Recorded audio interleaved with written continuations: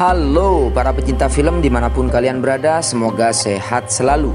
Kali ini saya akan merangkum sebuah film yang berjudul Escobar Paradise Lost yang dirilis pada tahun 2014 lalu. Film ini mengisahkan tentang perjuangan cinta seorang pria, yaitu Nick, yang diperankan oleh Josh Hutcherson, yang jatuh hati pada Maria yang diperankan oleh Claudia Treseck, yang tak lain adalah keponakan ketua kartel narkoba dari Kolombia, yaitu Pablo Escobar, yang diperankan oleh Benicio del Toro. Nick yang merupakan seorang peselancar harus melewati perjuangan berat untuk mendapatkan hati wanita yang dicintainya, yaitu Maria. Karena kehadiran Pablo Escobar, Nick pun berniat membawa Maria kabur dari Kolombia karena keberadaan Pablo selalu membahayakan hidupnya. Mampukah Nick melepaskan diri dan membawa kabur Maria dari Kolombia? Kita langsung saja ke TKP. Di awal film, kita diperlihatkan Nick yang berasal dari Kanada beserta keluarganya pergi ke pantai Kolombia untuk membuka pelatihan surfing. Nick dan kakaknya Dylan pergi ke kampung untuk membeli beberapa kayu untuk membuat camp sementara di pinggir pantai. Sesampainya di kampung, Nick bertemu dengan Maria dan berniat menyewa truk Maria untuk mengangkut kayu ke pantai. Tapi karena Maria baik hati, dia meminjami truknya secara gratis. Setelah sampai di pantai, Nick dan kawan-kawannya berjoget bersama merayakan kedatangannya di pantai Kolombia. Setelah seharian berjoget, mereka kecapean hingga tertidur. Di tengah mereka tidur, datang sekelompok orang asing dan membangunkan mereka. Orang tersebut memperingatkan Dylan dan kawan-kawan segera pergi dari pantai, karena pantai tersebut adalah daerah kekuasaan mereka. Jika ingin tinggal, mereka harus membayar uang sewa. Pemimpin mereka diketahui bernama Rolanda. Di malam hari, Nick memberanikan diri untuk bertemu Maria. Nick ingin berterima kasih atas pinjaman truknya dan mereka pun berkenalan. Nick ingin PDKT dengan Maria dengan modus meminta segelas air putih agar bisa ngobrol dan berlama-lama dengan Maria. Benar saja, akhirnya Nick dan Maria nampak lebih akrab. Mereka pun bercanda dan bercerita tentang diri mereka masing-masing. Kemudian Nick pulang dengan perasaan berbunga-bunga. Nampaknya mereka sudah saling suka. Itu terbukti keesokan paginya Maria tiba-tiba sudah berada di pantai ketika Nick masih tidur. Setelah bangun, Nick pun langsung sarapan roti lapis milik Maria.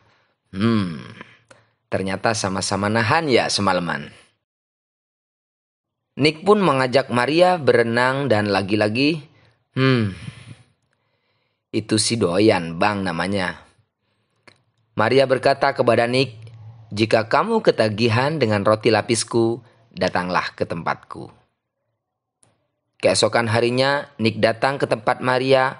Di sana ada acara pembukaan klinik baru yang dipimpin paman Maria, yaitu Pablo. Di tengah-tengah Pablo memberikan sambutan, Nick melihat ada Rolanda dan melihatnya sinis. Setelah sambutan, Pablo pun pulang. Nick diajak oleh Maria untuk berkenalan dengan Pablo. Namun Nick menolak karena memakai celana pendek. Lagi-lagi Nick mengeluarkan rayuan mautnya. Dia mengatakan kepada Maria, "Aku tidak ingin kau pergi." Maria pun serasa terbang dan mendaratkan bibirnya ke arah Nick. Suatu hari Nick ingin membeli jas hujan untuk persiapan bertemu paman Pablo. Ketika Nick mencobanya di ruang ganti, tiba-tiba Rolanda datang dan menyuruh Nick keluar. Rolanda marah karena Nick belum meninggalkan desanya. Akhirnya dia melepaskan seekor anjing liar untuk menyerang Nick.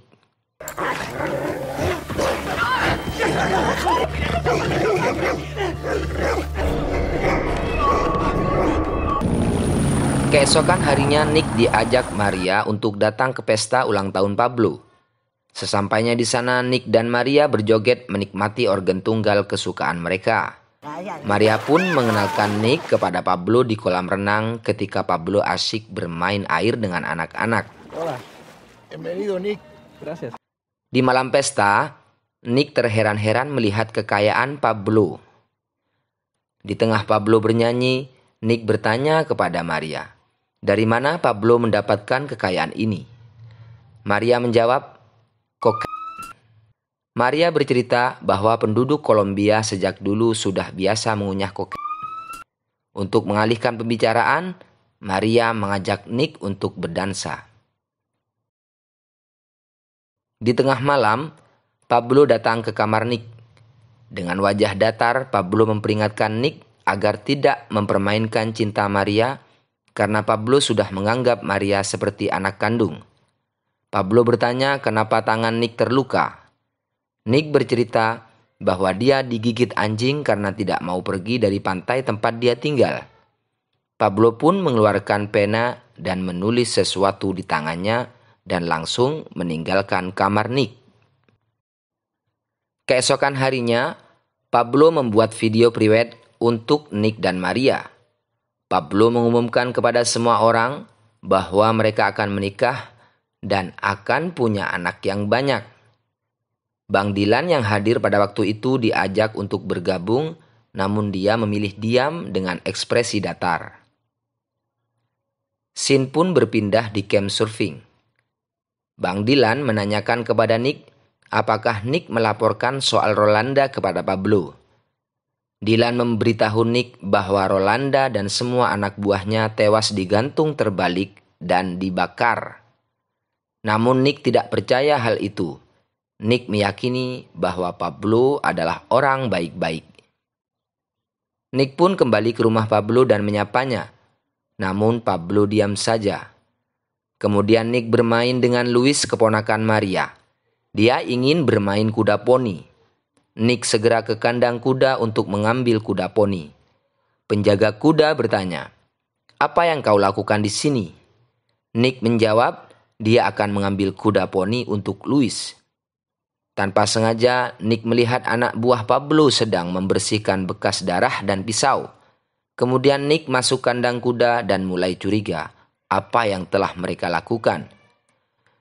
Kemudian Raul, yaitu salah satu anak buah Pablo, menghampiri Nick dan menyuruh Nick untuk menatap matanya untuk memastikan Nick curiga atau tidak dengan perbuatannya.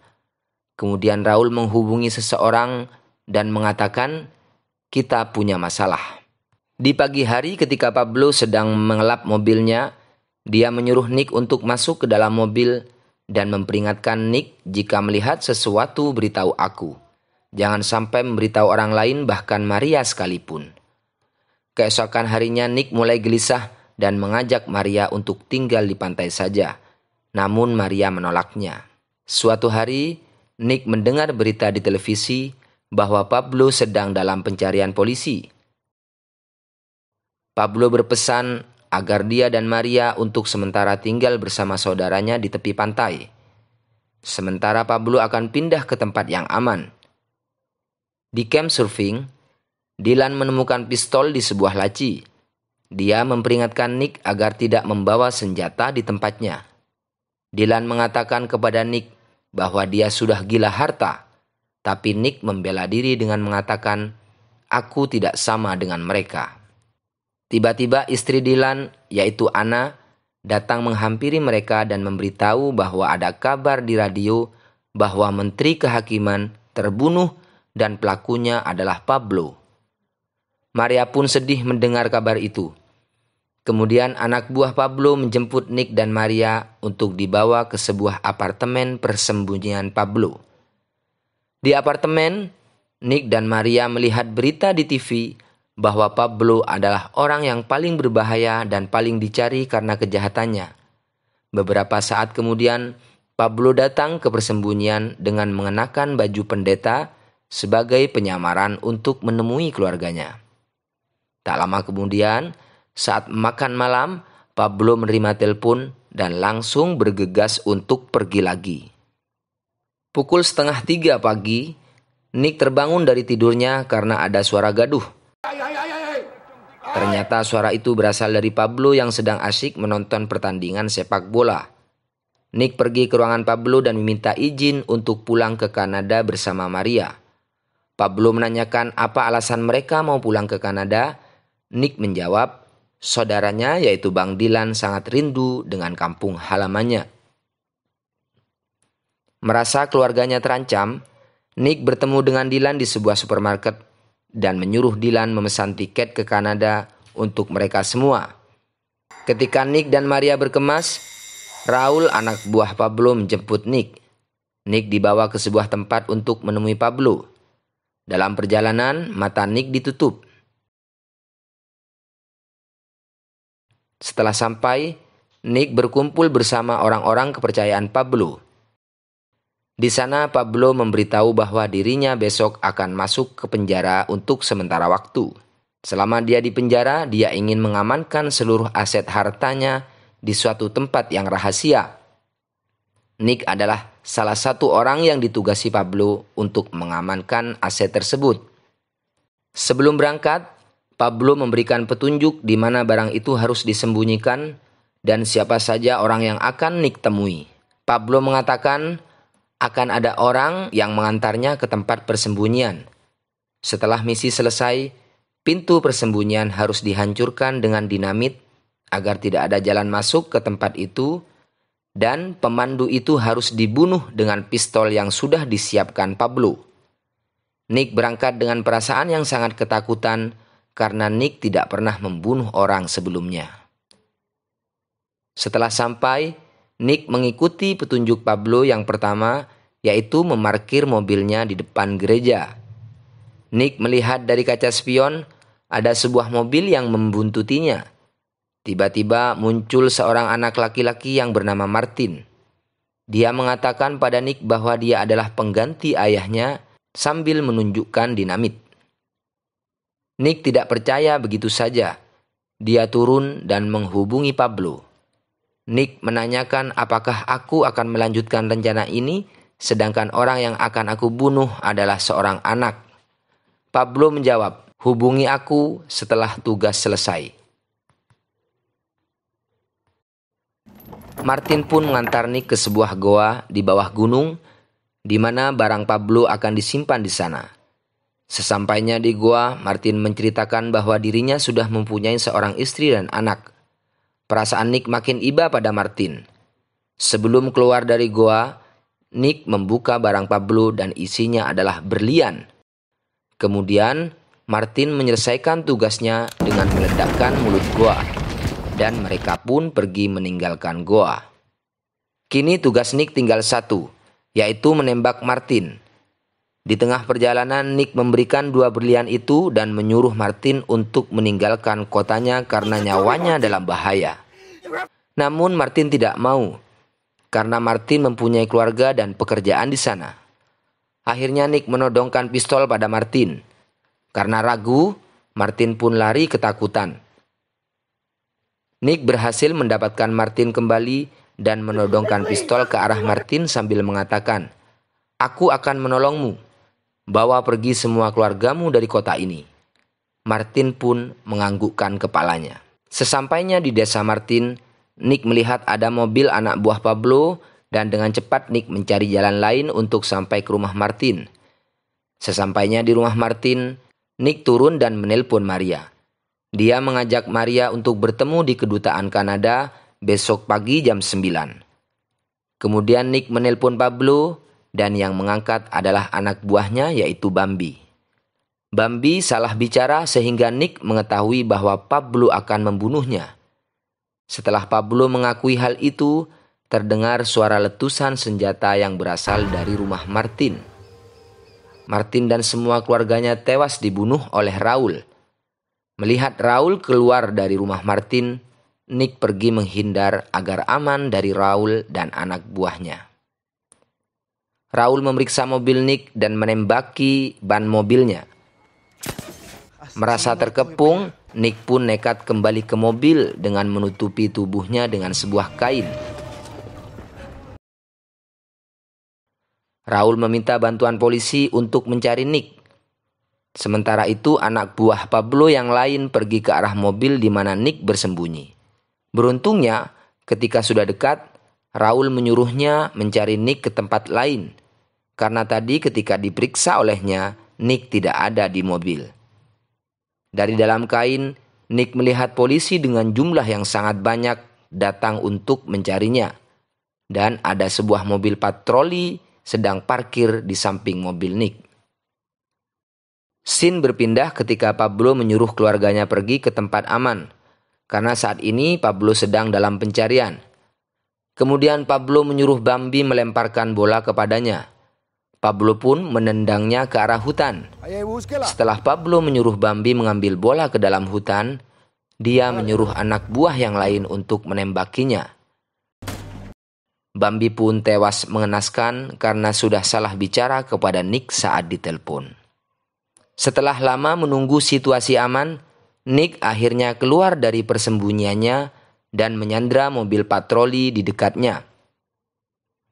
Nick kabur dengan mengendarai mobil patroli. Hal itu pun diketahui Raul dan langsung mengikutinya.